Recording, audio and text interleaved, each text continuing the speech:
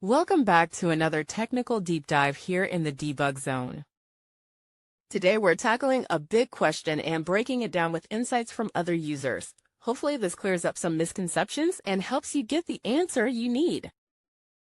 So buckle up, stay a little curious, and let's jump right in.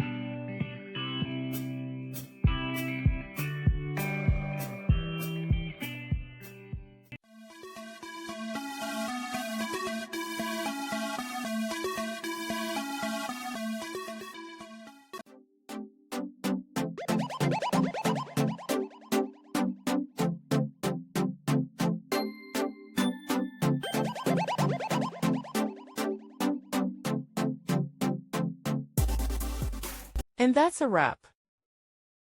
I hope you found the answer you were looking for. If you did, take a second to hit that subscribe button. It really helps out. And let me know in the comments which solution worked best for you. See you next time in the Debug Zone.